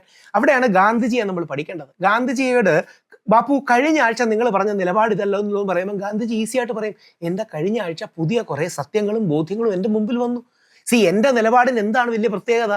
ഞാൻ ആരാണ്? ഞാൻ ഇറലവൻ്റ് ആയ ഒരു സാധാരണ മനുഷ്യനാണ്. പക്ഷേ സത്യം എന്താണോ അതാണ് പ്രധാനം. പുതിയ ഫാക്ട്സും പുതിയ സാഹചര്യങ്ങളും എമർജ് ചെയ്താൽ പുതിയ നിലപാട് പറയുന്നതിൽ ഒരു തെറ്റുമില്ല. അപ്പം നമ്മുടെ നിലപാടിനല്ല ഉറപ്പ് വേണ്ടത്, നമ്മുടെ സത്യങ്ങളെക്കുറിച്ചുള്ള ബോധ്യത്തിനാണ്. ആ സത്യങ്ങൾ ബോധ്യമുണ്ടെന്ന് ഉറപ്പുണ്ടെങ്കിൽ നമ്മളത് ഉറച്ചു പറയണം, ഉറപ്പിച്ച് പറയണം. അത് തെറ്റൊന്നുമില്ല. അങ്ങനെ ഞാൻ എടുത്ത് നിലപാട് വിജയിപ്പിച്ച 2-3 കാര്യങ്ങൾ ഒരുപാട് എന്നാൽ കഴിയുന്ന ഹമ്പിൾ വെയിൽ ചെയ്തിട്ടുണ്ട്. ശശി തരൂർ സാറിൻ്റെ വിഷയം, ഷാറൂഖ് ഖാൻ്റെ വിഷയം ദേശീയ മാധ്യമങ്ങളിൽ. ഈ സുശാന്ത് സിംഗ് രാജ്പുട്ട് എന്ന് പറഞ്ഞൊരു വ്യക്തി ആത്മഹത്യ ചെയ്തു. എന്ത് ചെയ്യാൻ പറ്റും? അവൻ ആത്മഹത്യ ചെയ്തു. അതിന് അയാളെ കൊന്നു എന്ന് പറഞ്ഞ് റിയ ചക്രവർത്തിയെ ജയിലിലിട്ടാൽ മതിയാവൂ. ഈ നമ്മുടെ നാട്ടിൽ നിന്ന് ശ്രീ ദിലീപിന്റെ അടക്കമുള്ള വേട്ട, ശ്രീ സിദ്ദിഖിനെതിരെ, എത്ര പേർക്കെതിരെ, നിവിൻ പോളിക്കെതിരെ. നിവിൻ പോളി റേപ്പ് ചെയ്തു എന്ന് പറഞ്ഞ ദിവസം കേരളത്തിലാണ്, പിന്നെ എങ്ങനെ ദുബായ് വെച്ച് റേപ്പ് ചെയ്യും? അപ്പോൾ നമ്മൾ സത്യത്തിന് വേണ്ടിയാണ് നിൽക്കേണ്ടത്, സ്ത്രീയോ പുരുഷനോ വേണ്ടിയല്ല. സത്യത്തിന് വേണ്ടിയാണ് നിൽക്കേണ്ടത്, എൻ്റെ നിലപാടിനോ വേറൊരാളുടെ നിലപാടിനോ വേണ്ടിയോ അല്ല. എൻ്റെ നിലപാട് ഇന്നലെ തെറ്റാണെങ്കിൽ, സത്യം പുതിയ ഫാക്ട്സ് വന്നെങ്കിൽ നമ്മുടെ നിലപാട് മാറ്റണം. അതുകൊണ്ട് 100% നിലപാടിനല്ല സത്യത്തിനാണ് പ്രാധാന്യം എന്ന് തിരിച്ചറിവ് നോക്കുകയാണ്. രാഹുൽ ഈ പറയുന്ന പോലെ BJPയുടെ ഒരു വക്താവായിട്ട് പലപ്പോഴും സംസാരിച്ചിട്ടുണ്ട്. പക്ഷേ നേരത്തെ പറഞ്ഞ പോലെ BJP എന്ന് പറയുന്ന ഒരു പാർട്ടിയുടെ ഓരം ചേർന്ന് പോകുന്നുണ്ട് തീവ്ര ഹിന്ദുത്വം എന്ന് പറയുന്ന സംഭവം. ഉറപ്പായിട്ടും അത് നമുക്ക് കാണാനും പറ്റും. പക്ഷെ അവിടെ രാഹുൽ ഡിഫറൻ്റ് ആണ്. കാരണം അത്ര നേരത്തെ പറഞ്ഞ തീവ്രത അല്ലെങ്കിൽ തീവ്ര ഹിന്ദുത്വം എന്ന സ്ഥാനത്തിന് രാഹുൽ എതിരുവാണ്. കൃത്യമായി എതിർക്കാതെ കൃത്യമായിട്ട് സ്ഥാനം പറയാം. ഓപ്പറേഷൻ സിന്ദൂർ വന്നപ്പം ഞാനും നമ്മുടെ രാജ്യവും എല്ലാം നരേന്ദ്രമോദിയെ പിന്തുണച്ചു. അതേപോലെ ഓപ്പറേഷൻ വോട്ട് ചോരി രാഹുൽ ഗാന്ധി വരുമ്പോൾ രാഹുൽ ഗാന്ധിയെ പിന്തുണയ്ക്കണം. നമ്മൾ ഈ നരേന്ദ്രമോദിയെ രാഹുൽ ഗാന്ധിയും ജീവിതത്തിൽ ഒരിക്കലെങ്കിലും കാണാൻ പോകുന്നുണ്ടോ? ഞാൻ മോദിജിയാണ് ഒരു പ്രാവശ്യം കണ്ടത്, രാഹുൽ ഗാന്ധിയെ നേരിട്ട് കണ്ടിട്ട് പോലുമില്ല. നരേന്ദ്രമോദിജി മറ്റേ ഉദ്ഘാടനം ചെയ്തൊരു പരിപാടിയിൽ എന്നെ സ്പീക്കറായിട്ട് 6 സ്പീക്കേഴ്സ് ഒരാളെ വിളിച്ചിരുന്നു. ഒരു തവണ കുറച്ച് ദൂരെ മാറി നിന്ന് കണ്ട്, അല്ലാതെ ഇവരെയൊന്നും നമ്മുടെ വ്യക്തി ജീവിതത്തിൽ ഒരിക്കലും കാണാൻ പോലും പോകുന്നില്ല.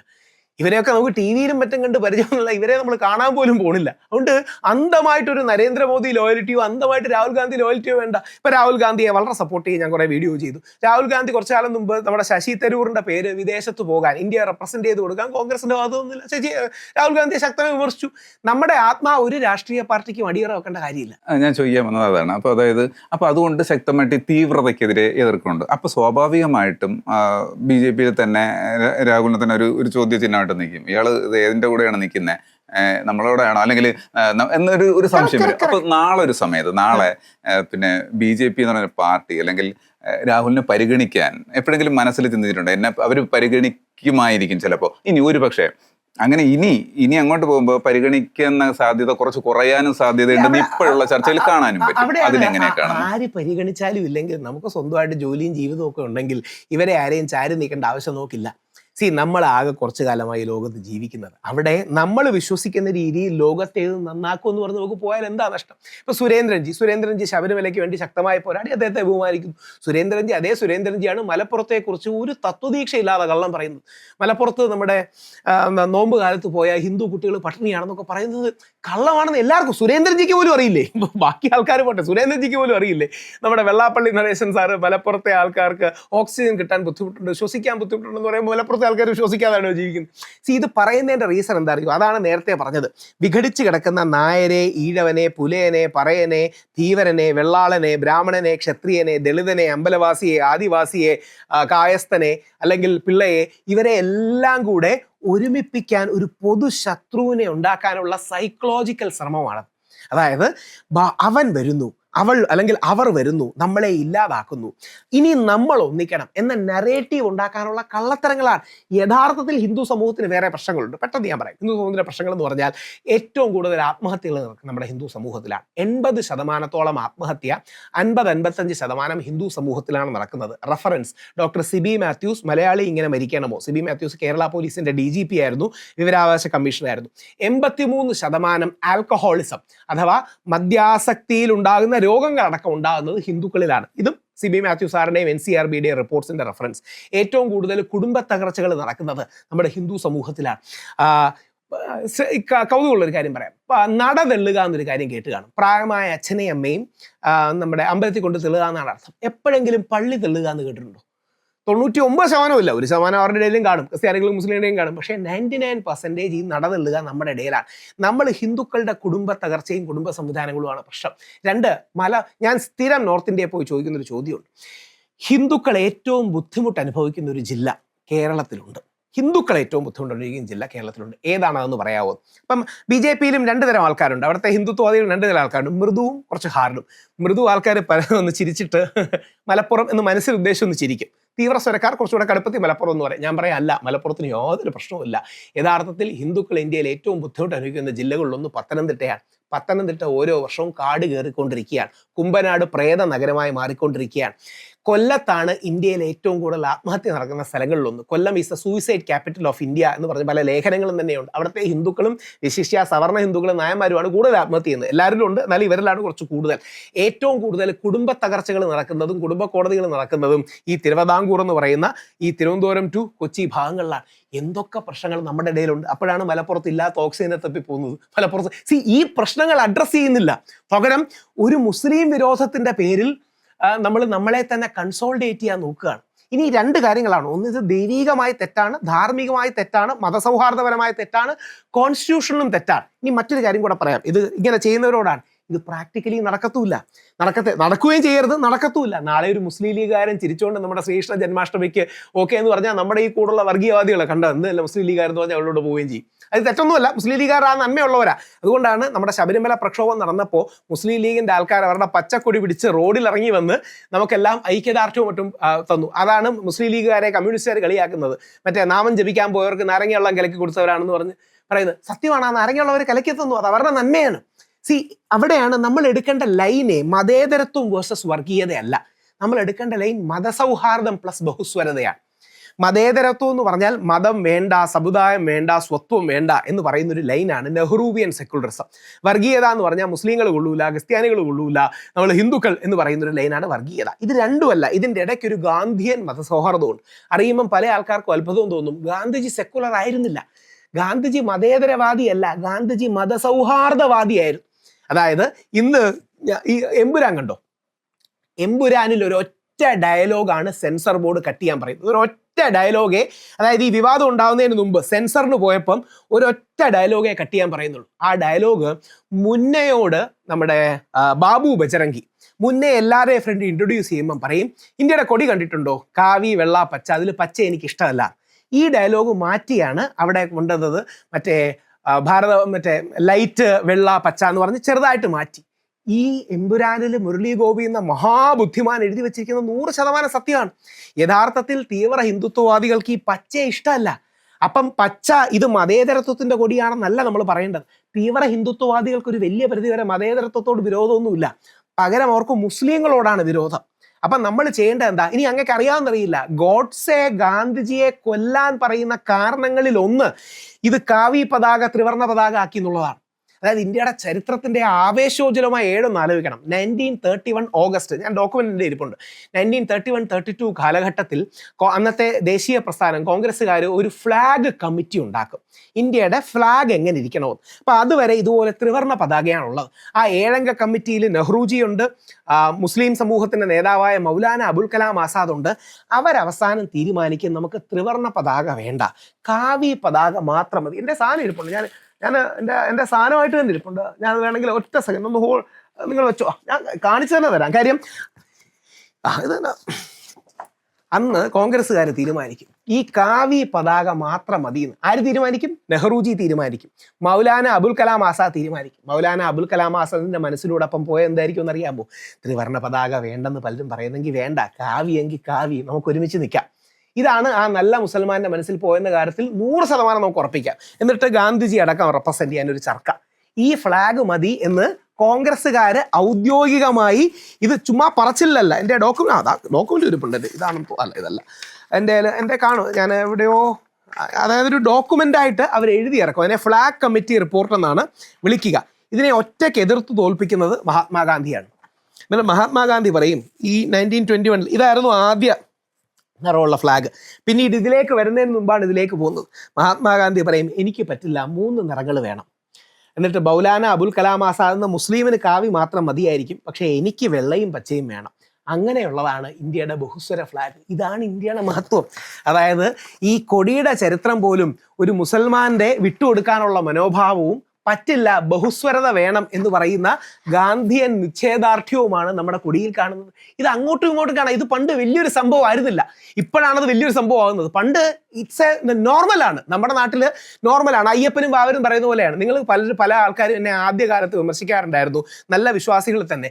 നീ എവിടെ ചെന്നാലും, രാഹുൽ ഈശ്വർ എവിടെ ചെന്നാലും അയ്യപ്പനും ബാവരും വെളുത്തേയും അയ്യപ്പനും, ഇതൊക്കെ നമ്മൾ പറയേണ്ട കാര്യമുണ്ട്, ഇതൊക്കെ നോർമൽ അല്ലേ എന്ന്. പക്ഷെ ഇപ്പം നിങ്ങൾക്ക് അതിൻ്റെ റിസൾട്ട് കാണുന്നുണ്ടല്ലോ, വാവരില്ല എന്ന് പറയുന്ന കള്ളന്മാർ വരെയുണ്ട്.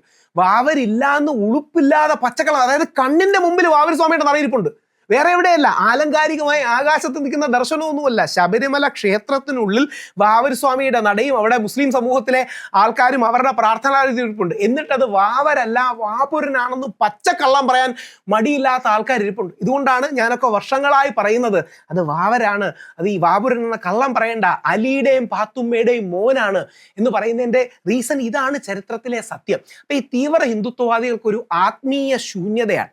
ആ ആത്മീയ ശൂന്യത എന്നാണ് അവരിങ്ങനെ കള്ളങ്ങൾ പടച്ചുവിടുന്നത്. അതൊരു തരം നാഗവല്ലി സിൻഡ്രോമാണ്. വളരെ ആഴമേറിയ ഒരു ടോപ്പിക്കാണ്, നമുക്കൊരിക്കൽ സംസാരിക്കാം. പക്ഷേ ഈ എന്നും ഓർക്കണം, നാഗവല്ലി വില്ലത്തിയല്ല. നമ്മുടെ മണിച്ചിത്രത്താഴിലെ നാഗവല്ലി, മാടമ്പള്ളി ഇല്ലത്തെ യഥാർത്ഥ മനോരോഗി വില്ലത്തിയല്ല, അവർക്കൊരു ബാധ ഉണ്ടായതാണ്. അതേപോലെ ഈ തീവ്ര ഗോഡ്സേവാദികൾ വലിയൊരു ശതമാനവും മുന്നേ അല്ല, എമ്പുരാനിലെ മുന്നേ അല്ല ഇവർ, പകരം നാഗവല്ലിയാണ്. ഇവർക്ക് മാനസികമായൊരു രോഗം, ഒരു ആത്മീയ രോഗം ബാധിച്ചതാണ്. ആ രോഗത്തിൽ നിന്ന് അവരെ മുക്തമാക്കാനാണ്. അങ്ങനെ നാഗവല്ലിയെ ട്രീറ്റ് ചെയ്യാൻ കഴിയുന്ന ഏക ഡോക്ടറാണ് മഹാത്മാഗാന്ധി. ആ ഡോക്ടർ സണ്ണി എന്ന് പറയുന്ന യഥാർത്ഥ മഹാത്മാഗാന്ധിയാണ്. ഇല്ലാത്ത പ്രശ്നങ്ങളുടെ പേരിൽ ആവേശം, അതാണ് മുസ്ലിങ്ങൾ തുപ്പിയിട്ടാണ് ആഹാരം തരുന്നത്. അപ്പൊ മുസ്ലിങ്ങൾ തുപ്പിയ ആഹാരമാണോ മോദിജി സൗദി അറേബ്യയിൽ UAE ചെല്ലുമ്പോൾ കഴിക്കുന്നത്? ഒന്നുമില്ല, ചുമ്മാ തള്ളിനങ്ങ് പറയുകയാണ്. ഷാറൂഖ് ഖാൻ ലതാ മങ്കേഷ്കർ മരിച്ച സ്ഥലത്ത് ചെല്ലുമ്പം ഇത് അയാൾ ദുവ ചെയ്യുന്നതാണ്, അവരുടെ പ്രാർത്ഥനാ രീതിയാണ്, അത് തുപ്പുകയാണ് എന്നൊക്കെ. ഇതൊരു രോഗമാണ് ഈ ഇസ്ലാമോഫോബിയ. ഈ ഇസ്ലാമോഫോബിയാണ് മഹാത്മാഗാന്ധിയെ കൊല്ലുന്നത്. ഒന്ന് ആലോചിച്ച് നോക്കണം. അതായത് യഥാർത്ഥത്തിൽ പാർട്ടീഷന് കാരണക്കാരനായ മുഹമ്മദ് അലി ജിന്നെ ഒരു കല്ല് പോലും വലിച്ചെറിഞ്ഞില്ല ഗോഡ്സെ.